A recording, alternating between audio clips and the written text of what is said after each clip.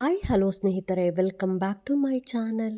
ವಾರಾಹಿ ದೇವಿಯ ಸ್ಮರಣೆ ಮಾಡ್ತಾ ವಿಡಿಯೋ ಶುರು ಮಾಡ್ತಾ ಇದ್ದೀನಿ. ಈ ದಿನ ನಾನು ತಿಳಿಸ್ಕೊಡ್ತಾ ಇರುವಂಥದ್ದು ವಾರಾಹಿ ದೇವಿಯ ಮಂತ್ರ. ವೆರಿ ಪವರ್ಫುಲ್ ಮಂತ್ರ ಅಂತ ಹೇಳ್ಬೋದು. ಇದನ್ನು ಯಾವ ದಿನ ಬರೀಬೇಕು ಅನ್ನೋದಾದರೆ ಜುಲೈ 24ನೇ ತಾರೀಕು ಗುರುವಾರ ಅಮಾವಾಸ್ಯೆ ಇದೆ. ಅದರಲ್ಲೂ ನಮಗೆ ಈ ಸಾರಿ ಬಂದಿರೋದು ಗುರು ಪುಷ್ಯಾಮೃತ ಯೋಗ ಕೂಡ ಬಂದಿದೆ. ಈ ದಿನ ಅಮಾವಾಸ್ಯೆಯ ದಿನ ವಾರಾಹಿ ದೇವಿಯ ಮಂತ್ರವನ್ನು ಬರೆದು ನೀವು ತಲೆ ದಿಂಬಿನ ಕೆಳಗಡೆ ಇಟ್ಟುಕೊಂಡು ಮಲಗಬೇಕಾಗತ್ತೆ. ಈ ಒಂದು ಶಕ್ತಿಶಾಲಿ ತಂತ್ರ ಕೂಡ ಅಂತ ಹೇಳ್ಬೋದು.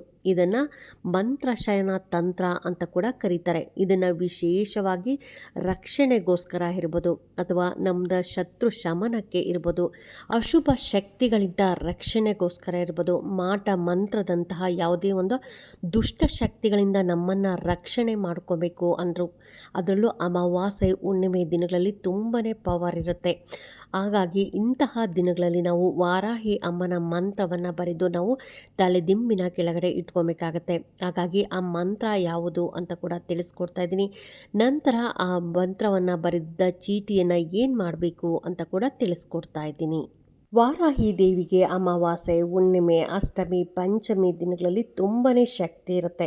ಅದಕ್ಕೋಸ್ಕರ ನೀವು ನೋಡಿರ್ಬೋದು, ವಾರಾಹಿ ದೇವಿಯ ದೇವಸ್ಥಾನದಲ್ಲಿ ರಾತ್ರಿ ಸಮಯದಲ್ಲಿ ಹೆಚ್ಚಾಗಿ ಪೂಜೆಗಳನ್ನು ಮಾಡೋದು, ಹೋಮಗಳನ್ನು ಕೂಡ ಮಾಡ್ತಾ ಇರ್ತಾರೆ. ಇನ್ನು ಮನೆಗಳಲ್ಲಿ ಪೂಜೆಯನ್ನು ಮಾಡಬೇಕಾಗಿರೋದು ನಾವು ರಾತ್ರಿ ಸಮಯದಲ್ಲೇ ಪೂಜೆಯನ್ನು ಮಾಡಬೇಕು, ಅಥವಾ ಬ್ರಾಹ್ಮಿ ಮುಹೂರ್ತದಲ್ಲೇ ಪೂಜೆಯನ್ನು ಮಾಡಬೇಕಾಗತ್ತೆ. ಈ ದಿನ ನಿಮಗೆ ಬ್ರಾಹ್ಮಿ ಮುಹೂರ್ತದಲ್ಲೂ ಪೂಜೆಯನ್ನು ಮಾಡ್ಬೋದು. ಏಕೆಂದರೆ ಅಮಾವಾಸ್ಯೆ ಗುರುವಾರ ಬೆಳಗ್ಗೆನೇ ಬ್ರಾಹ್ಮಿ ಮುಹೂರ್ತದಲ್ಲೇ 2 ಗಂಟೆಗೆ ಶುರು ಆಗುತ್ತೆ.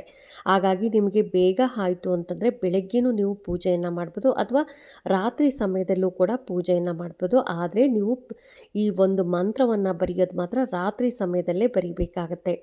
ಯಾಕೆ ಅಂತಂದರೆ ಅಮ್ಮನಿಗೆ ತುಂಬಾ ಶಕ್ತಿ ಇರೋ ಸಮಯದಲ್ಲಿ ನಾವು ಬರೆದ್ರೆ ಏನು ಬರೆದ್ರೆ ಅದರಲ್ಲೂ ನಮಗೆ ಇದು ದುಷ್ಟ ಶಕ್ತಿಗಳ ಕಾಟವನ್ನು ತಪ್ಪಿಸ್ಕೊಳ್ಳಲು. ಮನೆಯಲ್ಲಿ ನೋಡಿ, ಅಮಾವಾಸ್ಯೆ ಹುಣ್ಣಿಮೆ ಆದರೆ ಸಾಕು ತುಂಬ ಜಗಳಗಳು ಆಡ್ತಾ ಇರ್ತಾರೆ, ಅಥವಾ ಮನೆ ಮುಂದೆ ಯಾರೋ ಬಂದು ಗಲಾಟೆಗಳು ಮಾಡೋದಾಗಲಿ, ಅಥವಾ ನಿದ್ದೆ ಬರದೇ ಇರೋದಾಗಲಿ, ಆ ದಿನ ಸುಮ್ಮನೆ ಮನೇಲಿ ಯಾರಾದರೂ ಒಬ್ಬರು ಅಳ್ತಾನೆ ಇರ್ತಾರೆ. ಸಣ್ಣ ವಿಷಯಕ್ಕೂ ಗಲಾಟೆ ಆಗಿ ದೊಡ್ಡ ಜೋರು ಜಗಳ ಆಗ್ತಾ ಇರುತ್ತೆ. ಈ ಥರದ ನಮಗೆ ಅತೀಂದ್ರಿಯ ಶಕ್ತಿಗಳ ಕಾಟ ಅಂತಂದರೆ ಏನೋ ಸೌಂಡ್ ಆಗೋದಾಗಲಿ, ಅಥವಾ ನಮ್ಮ ಏನೋ ಯಾರೋ ಒಬ್ಬರು ಬಂದಂಗೆ ಆಗೋದಾಗಲಿ ಮನೆಗಳಲ್ಲಿ, ಈ ರೀತಿ ಕೂಡ ಆಗ್ತಾ ಇರುತ್ತೆ. ಇದಕ್ಕೆಲ್ಲದಕ್ಕೂ ದುಷ್ಟ ಶಕ್ತಿಗಳ ಕಾಟ ಆಗ್ಬೋದು, ಯಾರೋ ನಮ್ಮ ಮನೆಗೆ ಮಾಟ ಮಂತ್ರ ಮಾಡಿಸಿದ್ದಾರೆ ಅನ್ನೋದಾಗಲಿ. ಅದಕ್ಕೋಸ್ಕರನೇ ಅಮಾವಾಸ್ಯೆಯ ದಿನಗಳಲ್ಲಿ ಆದಷ್ಟು ಅಮ್ಮನವರ ದೇವಸ್ಥಾನಕ್ಕೆ ಹೋಗಿ ಅಲ್ಲಿ ನಿಂಬೆ ಹಣ್ಣನ್ನು ನಾವು ದೃಷ್ಟಿಯನ್ನು ತೆಗೆದು ಅಲ್ಲಿ ತ್ರಿಶೂಲ ಇಟ್ಟಿರ್ತಾರೆ ಅದಕ್ಕೆ ಚುಚ್ಚೋದಾಗಲಿ, ಅಥವಾ ಅಮ್ಮನವರ ದೇವಸ್ಥಾನಕ್ಕೆ ಹೋಗಿ ಅಲ್ಲಿ ನಿಂಬೆ ಹಣ್ಣನ್ನು ಮಂತ್ರಿಸ್ಕೊಂಡು ತೊಗೊಂಬಂದು ಮನೆಗಳಲ್ಲಿ ಇಡಿದ್ರೂ ಕೂಡ ತುಂಬಾ ಒಳ್ಳೆಯದು. ಇನ್ನು ಅಮಾವಾಸ್ಯೆಯ ದಿನ ರಾತ್ರಿ ಸಮಯದಲ್ಲಿ, ಅದರಲ್ಲೂ ವಾರಾಹಿ ದೇವಿಗೆ ರಾತ್ರಿ ಸಮಯದಲ್ಲಿ ಪೂಜೆಯನ್ನು ಮಾಡಿ ಈ ಮಂತ್ರಗಳನ್ನು ಹೇಳ್ಕೊಳ್ಳೋದ್ರಿಂದ ಎಂತಹ ನಿಮಗೆ ಕಾಟಗಳಿದ್ರು, ಎಂತಹ ಶಕ್ತಿಯುತವಾದಂಥ ಏನೇ ಒಂದು ದುಷ್ಟ ಶಕ್ತಿಗಳ ಕಾಟ ಇದ್ದರೂ, ಮಾಟ ಮಂತ್ರ ಇದ್ರೂ, ಅಥವಾ ಒಳ ಶತ್ರುಗಳು ಹೊರ ಶತ್ರುಗಳ ಕಾಟ ಇದ್ದರೂ ಕೂಡ ಅದರಿಂದ ನಿಮಗೆ ಮುಕ್ತಿ ಸಿಗುತ್ತೆ ಅಂತಲೇ ಹೇಳ್ಬೋದು. ಹಾಗಾಗಿ ಆ ಮಂತ್ರ ಯಾವುದು ಅಂತ ಕೂಡ ತಿಳಿಸ್ಕೊಡ್ತಾ ಇದ್ದೀನಿ. ಇನ್ನು ಅಮಾವಾಸ್ಯೆಯ ದಿನ ನೀವು ಬೆಳಗ್ಗೆ ಸ್ನಾನ ಮಾಡಬೇಕಂದ್ರೆ ಸ್ನಾನದ ನೀರಿಗೆ 1 ಚಿಟಿಕೆ ಆಗಷ್ಟು ಉಪ್ಪನ್ನು ಹಾಕೊಳ್ಳಿ, 1 ಚಿಟಿಕೆ ಆಗಷ್ಟು ಅರಿಶಿನ, ಹಾಗೆಯೇ ಗಂಗಾ ಜಲವನ್ನು, ಈ 3 ವಸ್ತುಗಳನ್ನು ಮಿಕ್ಸ್ ಮಾಡಿ ನೀವು ಸ್ನಾನವನ್ನು ಮಾಡಬೇಕಾಗತ್ತೆ. ನಂತರ ಶುದ್ಧವಾದ ಬಟ್ಟೆಗಳನ್ನು ಧರಿಸಿ ದೇವ್ರ ಮನೆ ಎಲ್ಲ ಕ್ಲೀನ್ ಮಾಡಿಕೊಂಡು ಬೆಳಗ್ಗೆನೂ ಕೂಡ ಪೂಜೆ ಮಾಡಿರ್ತೀರ. ಇನ್ನು ಸಂಜೆ ರಾತ್ರಿ ಸಮಯದಲ್ಲೂ ಕೂಡ ಅಮ್ಮನನ್ನು ಪೂಜೆ ಮಾಡಬೇಕಾಗತ್ತೆ. ಅಮ್ಮನ ಫೋಟೋ ಇದ್ದರೆ ಫೋಟೋ ಪೂಜೆ ಮಾಡಿ, ಅಥವಾ ದೀಪವನ್ನು ಹಚ್ಚಿ ದೀಪದಲ್ಲೇ ಅಮ್ಮನನ್ನು ಪ್ರತಿಷ್ಠಾಪನೆ ಮಾಡಬೇಕಾಗತ್ತೆ. ಇನ್ನು ಈ ದಿನ ನೀವು ದಾಳಂಬರಿ ಹಣ್ಣು ಆಗ್ಬೋದು, ಕಡಲೆಕಾಯಿ ಆಗ್ಬೋದು, ಗೆಣಸು ಆಗ್ಬೋದು, ಸಿಹಿ ತಿಂಡಿಯನ್ನು ಪ್ರಸಾದವಾಗಿ ಇಡಬೇಕಾಗತ್ತೆ. ಅಥವಾ ಬೆಲ್ಲದ ಪಾನಕ ಇಟ್ಟರು ಸಾಕು, ಅಮ್ಮನಿಗೆ ತುಂಬಾ ಪ್ರೀತಿ ಬೆಲ್ಲದ ಪಾನಕ. ಹಾಗಾಗಿ ಒಂದು ಸ್ವಲ್ಪ ಶುದ್ಧವಾದ ನೀರು ತೊಗೊಳ್ಳಿ, ಅದಕ್ಕೆ ಒಂದು ಸ್ವಲ್ಪ ಬೆಲ್ಲ ಹಾಕಿ, ಒಂದು ಏಲಕ್ಕಿ ಕಾಯಿನ ಅಂದರೆ ಪೌಡ್ರ್ ಮಾಡಿಬಿಟ್ಟು ಏಲಕ್ಕಿ ಪೌಡರನ್ನು ಹಾಕಿದ್ರೆ ಸಾಕು, ಬೆಲ್ಲದ ಪಾನಕ ರೆಡಿ ಆಗುತ್ತೆ. ಹಾಗಾಗಿ ಬೆಲ್ಲದ ಪಾನಕವನ್ನು ಇಟ್ಟು ನೀವು ಪೂಜೆಯನ್ನು ಮಾಡಬೇಕಾಗತ್ತೆ. ಇವ್ರ ಮನೇಲಿ ಒಂದು ಚಾಪೆ ಮಣೆ ಹಾಕ್ಕೊಂಡು ಅಲ್ಲೇ ಕೂತ್ಕೊಂಡು ಅಮ್ಮನನ್ನು ಬೇಡ್ಕೊಬೇಕು. ಅಮ್ಮ ನನ್ನ ಕಷ್ಟಗಳನ್ನೆಲ್ಲ ಬಗೆಹರಿಸಮ್ಮ ಅಂತ ನೀವು ಅಮ್ಮನನ್ನು ಬೇಡ್ಕೊಬೇಕಾಗತ್ತೆ. ನಂತರ ನೀವು ಆ ದಿನ ಧೂಪವನ್ನು ಹಾಕಲೇಬೇಕು ಕಂಪಲ್ಸರಿ. ಏಕೆಂದರೆ ಅಮಾವಾಸ್ಯೆ ಬೇರೆ ಇದೆ, ಅದರಲ್ಲೂ ವಾರಾಹಿ ದೇವಿಯನ್ನು ಕೂಡ ಪೂಜೆ ಮಾಡ್ತಿರ್ತೀರ. ಹಾಗಾಗಿ ಕಂಪಲ್ಸರಿ ಎಲ್ಲರೂ ಮನೆಯಲ್ಲಿ ಧೂಪವನ್ನು ಹಾಕಲೇಬೇಕಾಗತ್ತೆ. ಇನ್ನು ಧೂಪವನ್ನು ಹಾಕಬೇಕಂದ್ರೆ ಧೂಪದಲ್ಲಿ ಯಾವ ವಸ್ತುಗಳು ಹಾಕಬೇಕು ಅನ್ನೋದಾದರೆ 2 ಲವಂಗವನ್ನು ಹಾಕಿ, 2 ಏಲಕ್ಕಿಯನ್ನು ಹಾಕಬೇಕಾಗತ್ತೆ. ಸ್ವಲ್ಪ ಇಂಗು ಅಡುಗೆಗೆ ಉಪಯೋಗಿಸ್ತೀರ ಆ ಇಂಗನ್ನು ಹಾಗೆಯೇ ಬಿಳಿ ಸಾಸಿವೆನ ಇಷ್ಟೂ ವಸ್ತುಗಳನ್ನು ನೀವು ಹಾಕಿ ನೀವು ಧೂಪವನ್ನು ಮನೆ ಪೂರ್ತಿಯಾಗಿ ಧೂಪವನ್ನು ತೋರಿಸ್ಬೇಕು. ಯಾಕೆಂದರೆ ನಮಗೇನೇ ದುಷ್ಟಶಕ್ತಿಗಳ ಕಾಟ ಆಗ್ಬೋದು, ಏನೇ ಒಂದು ಪರಿಹಾರ ಆಗಬೇಕು ಅನ್ನೋದಾದರೆ ಅಮಾವಾಸ್ಯೆಯ ದಿನಗಳಲ್ಲಿ ಕಂಪಲ್ಸರಿ ನೀವು ಧೂಪವನ್ನು ಹಾಕಲೇಬೇಕಾಗತ್ತೆ. ಹಾಗಾಗಿ ಧೂಪದಲ್ಲಿ ಈ ವಸ್ತುಗಳನ್ನು ಹಾಕಿ ಮನೆಯೆಲ್ಲ ಪೂರ್ತಿಯಾಗಿ ಓಡಾಡಬೇಕು. ಅಂತಂದರೆ ಬೆಡ್ರೂಮು, ಹಾಲು, ಅಡುಗೆ ಮನೆ, ಹಾಗೆಯೇ ದೇವ್ರ ಮನೆ ಆಗ್ಬೋದು, ಹೊರಗಡೆ ಮೇಯ್ನ್ ಡೋರ್ ಹತ್ರ ನೀವು ತೊಗೊಂಡೋಗಿ ಧೂಪವನ್ನು ತೋರಿಸ್ಬೇಕು. ಎಲ್ಲ ಕಡೆ ಧೂಪವನ್ನು ತೋರಿಸಿ ತೊಗೊಂಬರ್ಬೇಕಾಗತ್ತೆ.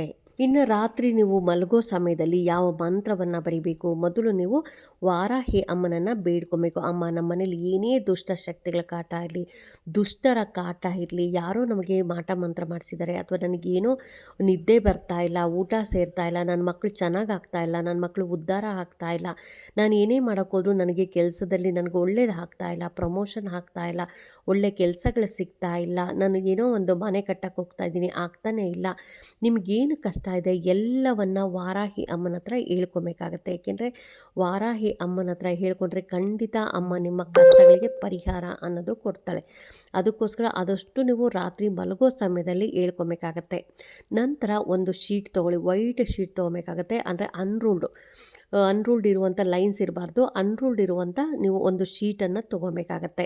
ಇನ್ನು ರೆಡ್ ಪೆನ್ನಲ್ಲೇ ಬರಿಬೇಕು. ಯಾವುದೇ ಕಾರಣಕ್ಕೂ ನೀವು ಬೇರೆ ಯಾವ ಪೆನ್ನಲ್ಲೂ ಬರಿಬಾರ್ದು, ರೆಡ್ ಪೆನ್ನಲ್ಲೇ ಬರಿಬೇಕಾಗತ್ತೆ.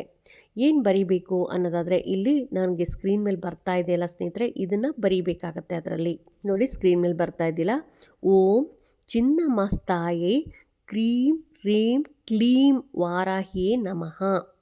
ತುಂಬ ಚಿಕ್ಕದಿದೆ ಮಂತ್ರ, ಇನ್ನೊಂದು ಸಾರಿ ಹೇಳ್ತಾ ಇದ್ದೀನಿ ನೋಡಿ. ಓಂ ಚಿನ್ನಮಸ್ತಾಯೇ ಕ್ರೀಂ ರೀಂ ಕ್ಲೀಂ ವಾರಾಹಿಯೇ ನಮಃ. ಈ ಮಂತ್ರವನ್ನು ನೀವು ಬರಿಬೇಕಾಗತ್ತೆ. ಎಷ್ಟು ಸಾರಿ ಬರಿಬೇಕು ಅನ್ನೋದಾದರೆ 21 ಸಾರಿ ನೀವು ಬರಿಬೇಕು. ಒಂದು ಶೀಟ್ ತೊಗೊಳ್ಳಿ, ಚಿಕ್ಕದಾಗಿರುವಂಥ ಶೀಟೇ ತೊಗೊಂಡು ಈ ಮಂತ್ರವನ್ನು 21 ಸಾರಿ ನೀವು ಬರಿಬೇಕಾಗತ್ತೆ. ಬರೆದು ಇದನ್ನು ಮಡಚಿ ನೀವು ತಲೆ ದಿಂಬಿನ ಕೆಳಗಡೆ ಇಟ್ಕೊಬೇಕಾಗತ್ತೆ. ಇದನ್ನು ಬರಿಬೇಕಂದ್ರೆ ಯಾವುದೇ ಕಾರಣಕ್ಕೂ ಮಾಂಸಾಹಾರವನ್ನು ತಿಂದು ನೀವು ಬರಿಬಾರ್ದು. ಹಾಗೆಯೇ ಪೀರಿಯಡ್ಸ್ ಆಗಿರೋರು ಕೂಡ ಬರಿಬಾರ್ದು. ಇನ್ನು ಇದನ್ನು ಎಷ್ಟು ಸಾರಿ ಬರಿಬೇಕು ಅನ್ನೋದಾದರೆ ಆದಷ್ಟು ನೀವು 3 ಅಥವಾ 9 ಅಮಾವಾಸ್ಯೆಗಳ ದಿನ ಬರೆದ್ರೆ ತುಂಬಾ ಒಳ್ಳೆಯದು. ಅಮಾವಾಸ್ಯೆ ದಿನ ಬರೆಯೋದು, ರಾತ್ರಿ ಬರೆಯೋದು, ಬೆಳಗ್ಗೆ ಎದ್ದು ಅದಕ್ಕೆ ನಿಮ್ಮ ಮನೆ ಹತ್ರ ಏನಾದರೂ ಅರಿಯೋ ನೀರಿತ್ತು ಅಂದರೆ ಅರಿಯೋ ನೀರಿನಲ್ಲೇ ಹಾಕಿ, ಅಕಸ್ಮಾತ್ ಅರಿಯೋ ನೀರು ಇರಲಿಲ್ಲ ಅಂತಂದರೆ ಯಾವುದಾದ್ರೂ ಮರಗಳ ಕೆಳಗಡೆ ಅಥವಾ ಗಿಡದ ಕೆಳಗಡೆ ಕೂಡ ಹಾಕಬಹುದು. ಈ ರೀತಿಯಾಗಿ ಮಾಡೋದ್ರಿಂದ ನಿಮ್ಮ ಎಲ್ಲ ಎಂಥದ್ದೇ ತೊಂದರೆಗಳಿರಲಿ, ಯಾವುದೇ ಒಂದು ಮಂತ್ರದ್ದಾಗಲಿ ಅಥವಾ ಯಾವುದೇ ಒಂದು ದೋಷಗಳಿರಲಿ, ಅಥವಾ ನಾವು ಏನೇ ಒಂದು ಕೆಲಸ ಮಾಡೋಕ್ಕೋದ್ರೂ ಆಗ್ತಾ ಇಲ್ಲ ಅನ್ನೋರಾಗಲಿ, ಮನೆಗಳಲ್ಲಿ ಜಗಳಗಳು ಜಾಸ್ತಿ ಆಗ್ತಾ ಇದೆ ಅನ್ನೋರಾಗಲಿ, ಒಬ್ಬರನ್ನ ಕಂಡ್ರೆ ಒಬ್ರಿಗೆ ಆಗಲ್ಲ ಅನ್ನೋರಾಗಲಿ, ಅಥವಾ ಏನೇ ಒಂದು ತೊಂದರೆಗಳಿದ್ರೂ ಕೂಡ ನೀವು ಈ ಮಂತ್ರವನ್ನು ಬರೆದು ತಲೆ ದಿಂಬಿನ ಕೆಳಗಡೆ ಇಟ್ಕೊಳ್ಳೋದ್ರಿಂದ ಎಂತಹ ಶಕ್ತಿಗಳಿದ್ರೂ, ಎಂತಹ ದುಷ್ಟ ಶಕ್ತಿಗಳ ಕಾಟ ಇದ್ದರೂ ಕೂಡ ಶಮನ ಆಗುತ್ತೆ ಸ್ನೇಹಿತರೆ. ಅದಕ್ಕೋಸ್ಕರ ಅದರಲ್ಲೂ ಈ ಸಾರಿ ಬಂದಿರುವಂಥ ಅಮಾವಾಸ್ಯೆ ತುಂಬಾ ಪವರ್ಫುಲ್ ಅಮಾವಾಸ್ಯೆ ಅಂತ ಹೇಳ್ಬೋದು. ಈ ಅಮಾವಾಸ್ಯೆಯ ದಿನ ಈ ರೀತಿಯಾಗಿ ಮಾಡಿ ನೋಡಿ, ನಿಮಗೆ ಎಷ್ಟು ಬೇಗ ರಿಸಲ್ಟ್ ಅನ್ನೋದು ಸಿಗುತ್ತೆ.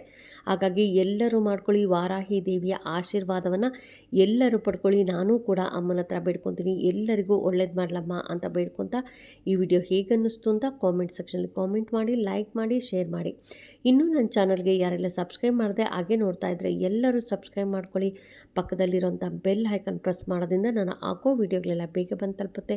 ಈ ವಿಡಿಯೋಗೆ ಒಂದು ಲೈಕ್ ಕೊಡೋದನ್ನು ಮಾತ್ರ ಮಿಸ್ ಮಾಡಬೇಡಿ. Thank you.